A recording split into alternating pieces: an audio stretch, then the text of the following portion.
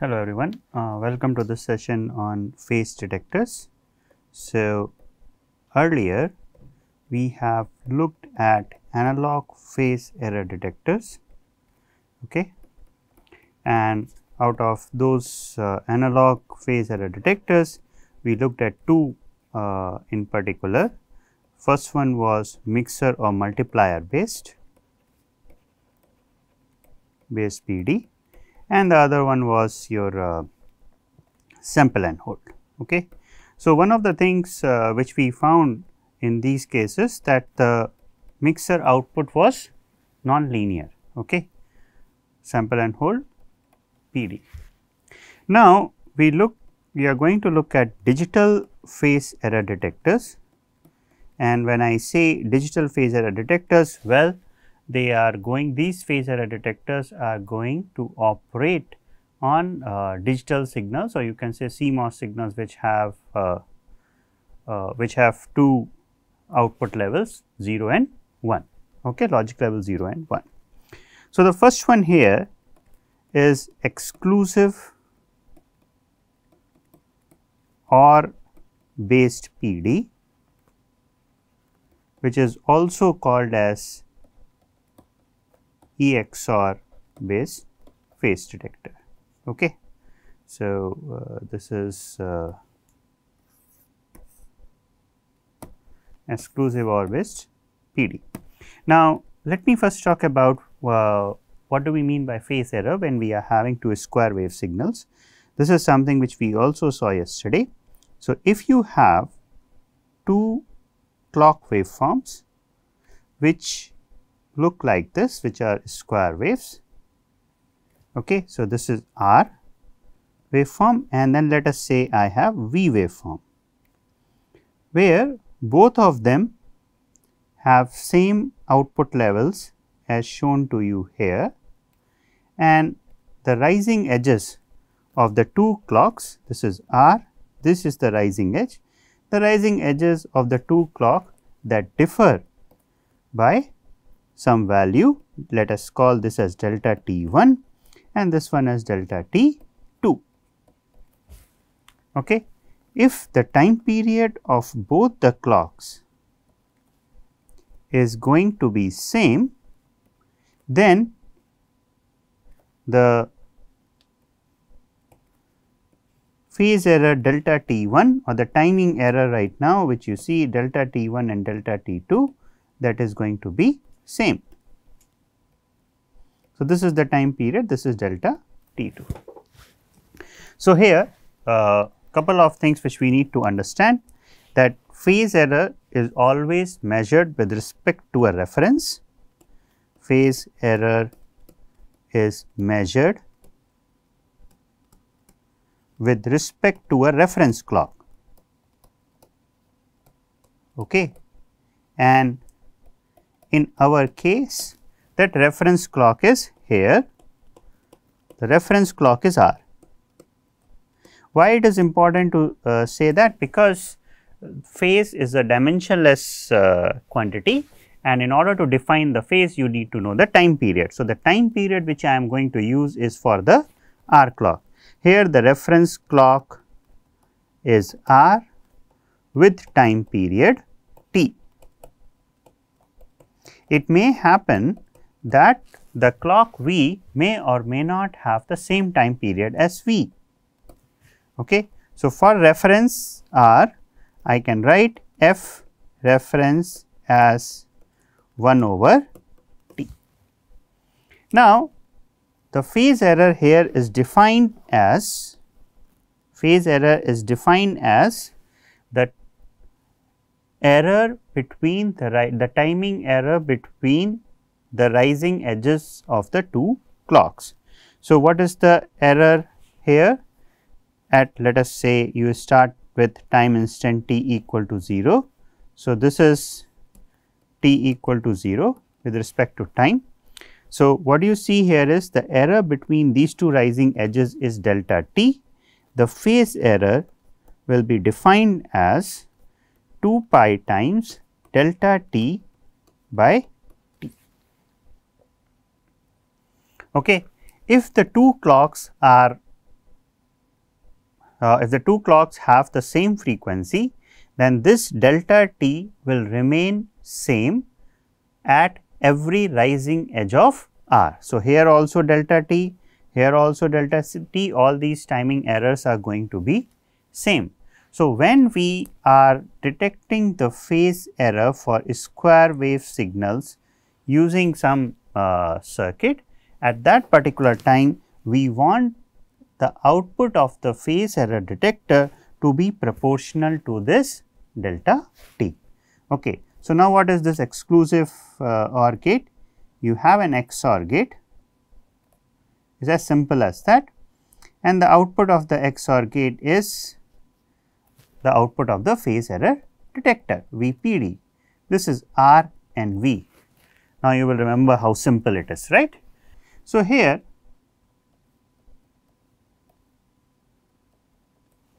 at both the rising edges, we are going to see VPD like this.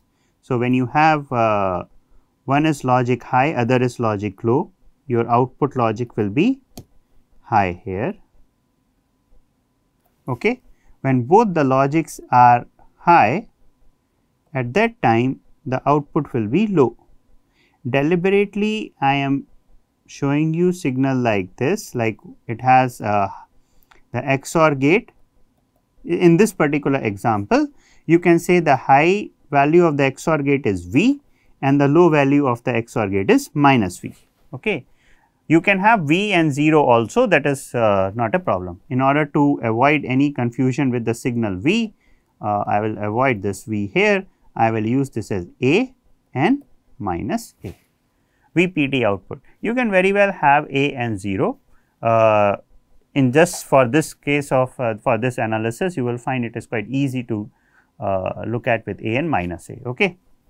Then you see that okay, again there is a change of sign, change of output. So, this is A and then this is again going to be 0 here, and this will repeat if you are having same frequency. Okay. So, interestingly what you see here is if both R and V are having same signal, then this delta t is going to be same for both the for all the clock periods. And the interesting part here is that this pulse actually repeats after every t by 2. So, this time period is t and this is t by the other one is t by 2. I can assume that this is t by 2 if I say that the duty cycle of the clock is 50%. Okay. Now, for this particular XOR gate, you see that the VPD is having a waveform like a pulse kind of waveform, okay, and it is changing at the rate of your reference. So, here we define the average value of VPD for the reasons which we discussed earlier.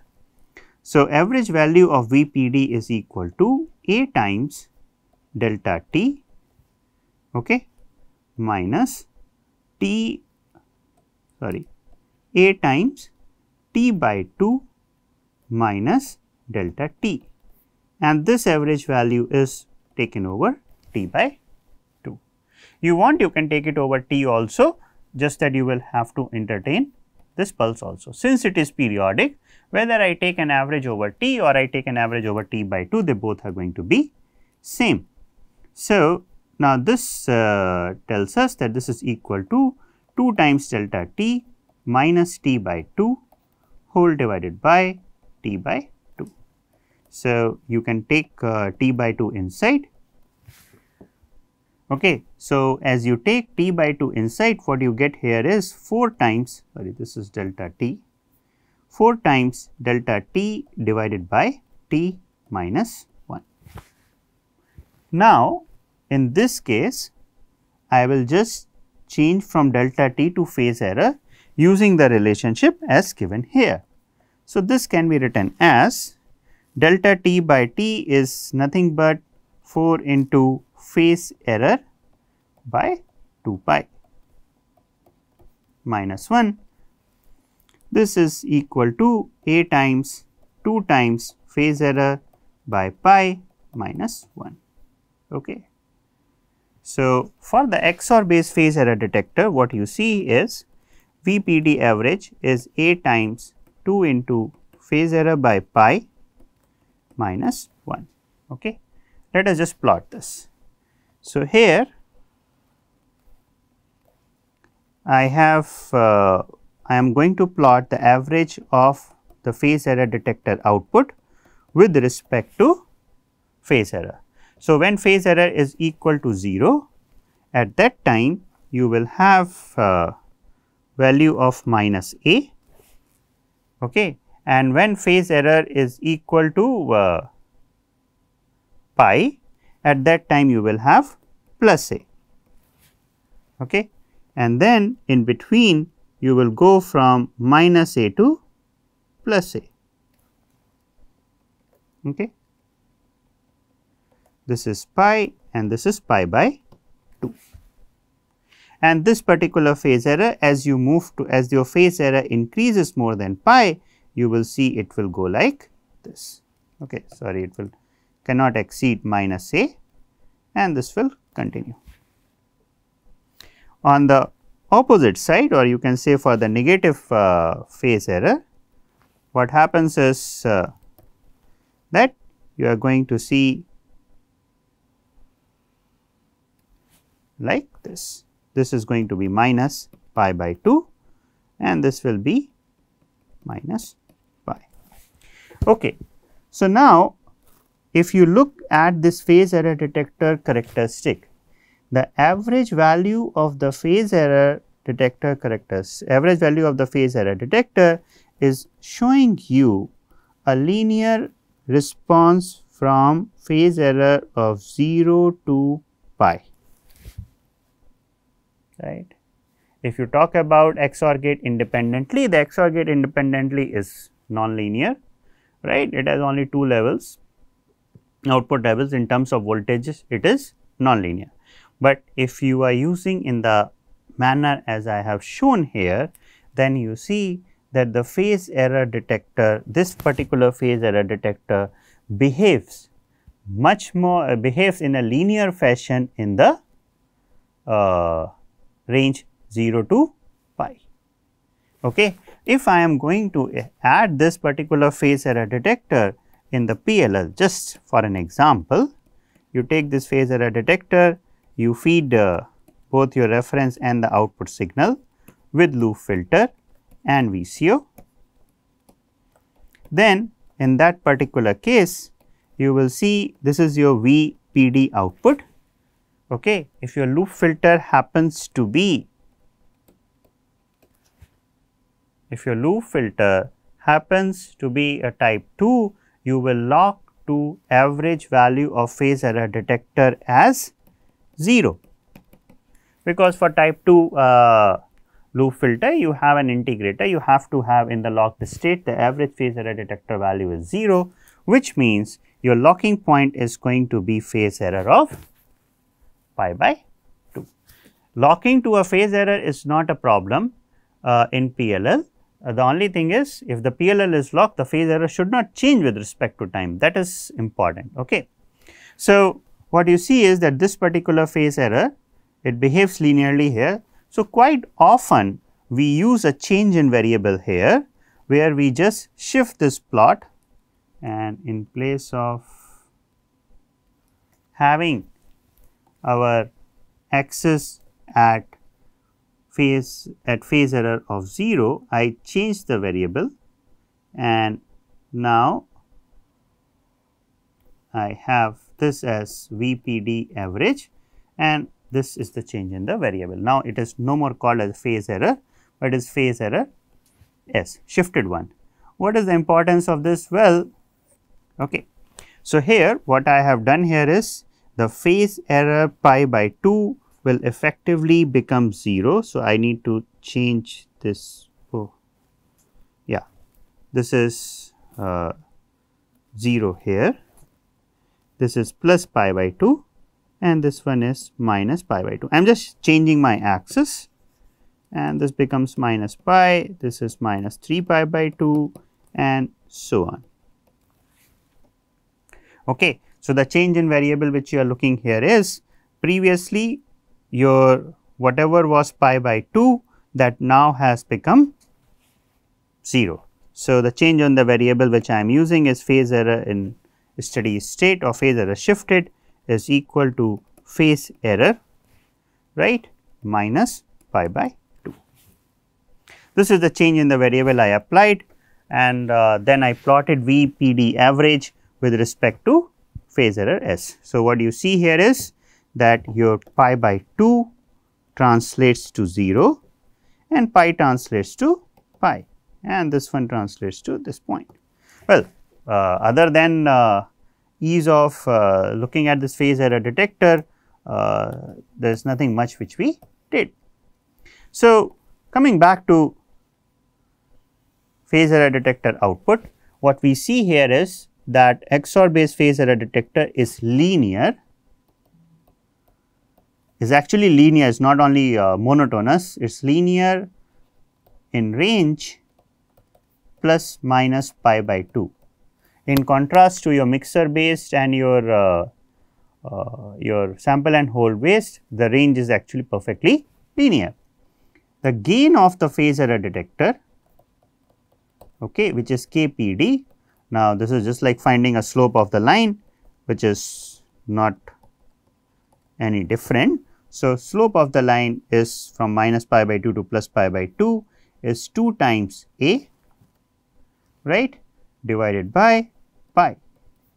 So, whatever your amplitude has, that amplitude gets multiplied. Okay. So, this is volt per radian. So, the things which we look for is the linear range, the gain of the phase error detector, right, and on both the counts what you see here is the gain is constant throughout this range, right. The gain is constant, the gain is you have a linear range. So, this appears to be much better than the phase error, the mixer based phase error detector, where you have seen the gain is constant, right, here. So, in contrast to your mixer based stuff, in mixer based you had gain as non-linear, okay, and there was no linear range, there was like a monotonous range which we had. But here we have on both the counts you actually perform better. Now, given this phase error detector and our analysis, actually when you go and implement, there is some inherent problem to this phase error detector. So, let us just look at it. So, what happens if our clock has a duty cycle error? So, let us say the reference clock is pretty good, reference clock has no issues. The problem is actually with the V clock which is generated by the oscillator. So, if that is the case, I will just show you one case where I have a duty cycle error. I am plotting a modified V, and this modified V happens to be some value like this.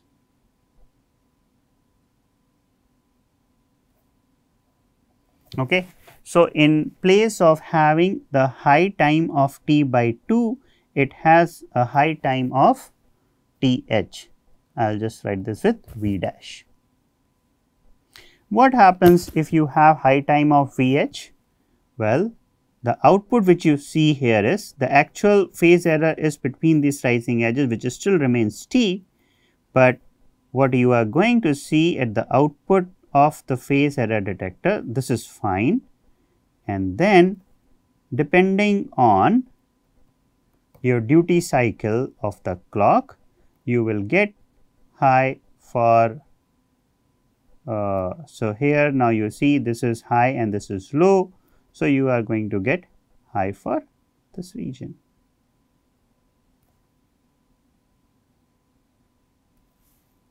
Okay.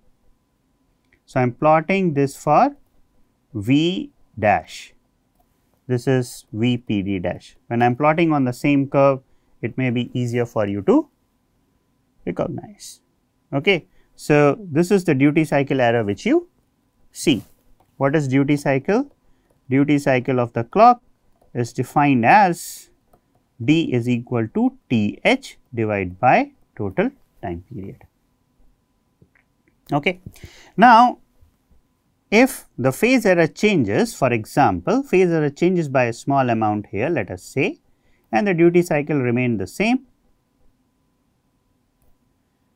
So, what do you see? The output will be like this. It is going to be periodic in T rather than T by 2.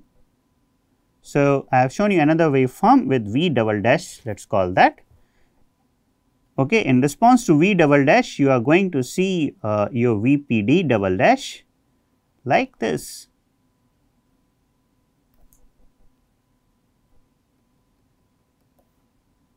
Okay.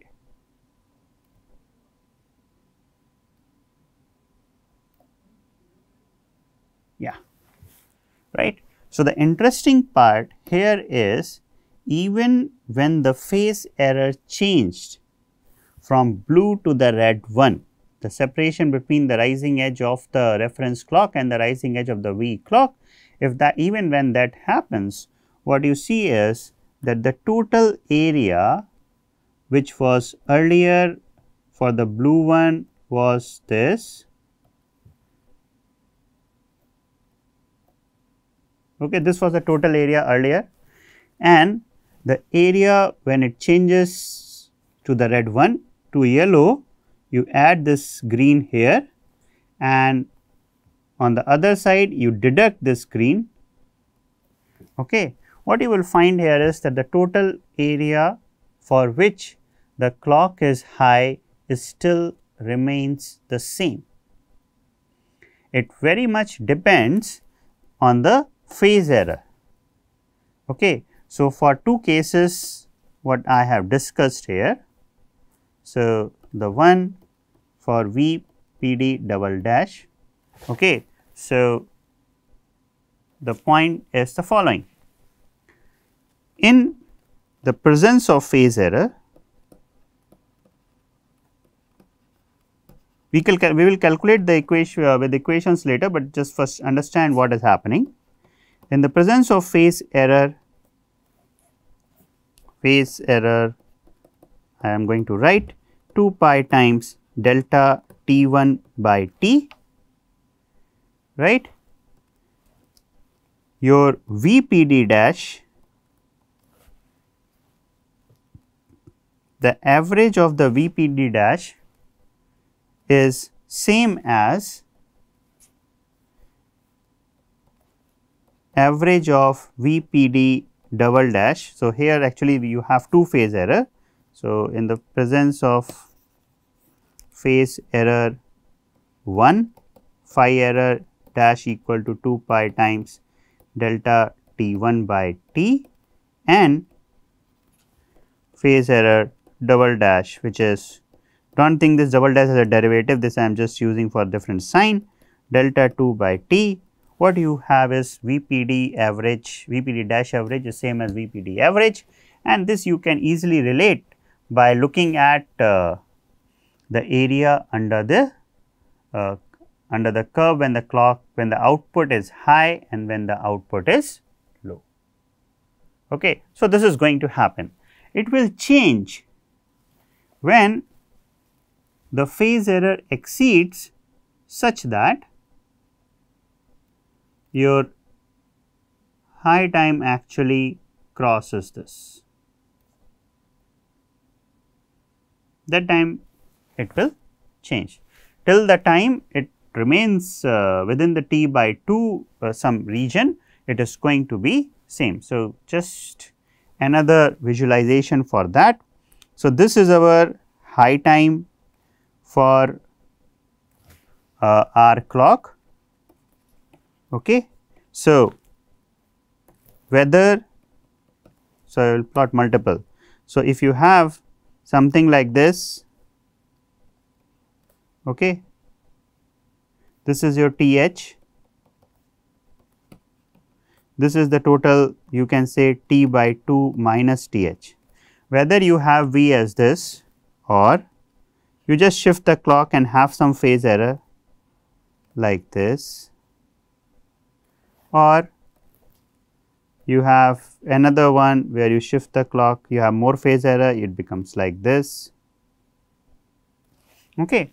The area is going to be same for VPD dash, VPD, right. It is going to change only when you can say after a point where it becomes like this. If the phase error exceeds from this value, what is this value? Well, this value is nothing but t by 2 minus th. If the phase error exceeds this value, then only you are going to see a change in VPD output. So, based on this, we can actually plot the average of the phase error detector, and the average of the phase error detector happens to be, so if I call, let us say this is minus A and this happens to be A, right. This is phase error, this is VPD average. So, this is going to be constant for some time and then it will change, okay, and it is again going to be constant on the other side for a while. Okay. This value is going to be, it is not going to cross 0 at pi by 2, at pi by 2 it is going to be some other value. By the way, this is pi.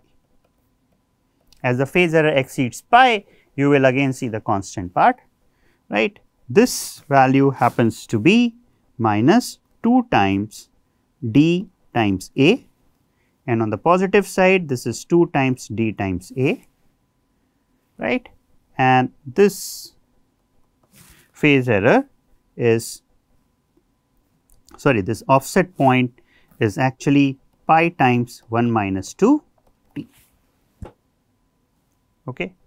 So, what you see here is that in place of VPD average reaching minus A and plus A, right, it gets fixed at two different points, which is minus 2dA and plus 2dA. Okay. Interestingly, the gain, the linear gain during this region, or the gain, not the linear gain, the gain during this region still remains the same as what you have previously. What was the gain? 2A by pi, this still remains 2A by pi radians per volt. It is very simple, this is pi, right. So, I can just, from here I can just calculate, that is like 4d times A is the output, divide by 2 pi d. So, dd goes off, you have to A by pi. So, gain remains the same, the linear range actually reduces. Now, the linear range is going from pi of minus 2d to pi, that is our range. Okay. You can again shift this plot back to this plot wherever you find that the phase error is equal to 0. Okay. During this time, you have the phase error equation given by, I will write it, you can also calculate it for delta t error, which is greater than 0 and less than actually equal to t by 2 minus d times t. Okay. D is actually your duty cycle, which is th by t.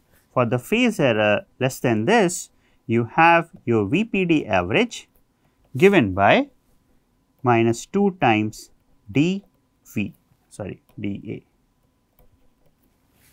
Here. Okay.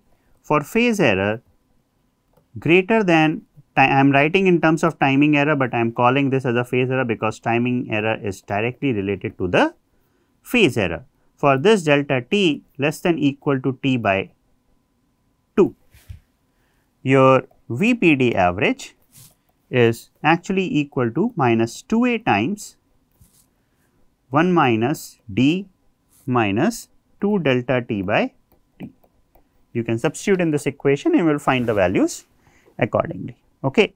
So, your phase error detector will not lock to pi by, your PLL is not going to lock to pi by 2, but it is going to lock, if the frequencies are same, PLL will lock for VPD average equal to 0, right, which implies if VPD average is equal to 0, you can just substitute it back. What you see here is 1 minus t minus 2 times delta t by t is equal to 0, which is like delta t is equal to t by 2 into 1 minus t.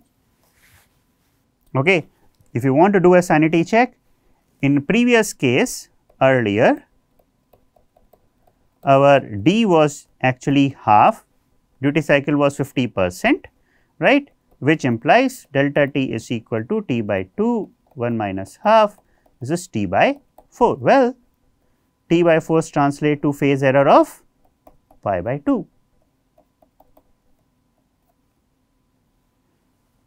right, that this was the locking point earlier, and now the locking point has just shifted, but that is fine. So, because of the duty cycle, we have a problem that the phase error is not linear throughout the range 0 to pi, okay, or earlier like minus pi by 2 to plus pi by 2, that range has reduced. Okay. But what has happened is the range has reduced, but the gain remains the same, okay, and the gain is constant in that range or in the reduced range. Okay.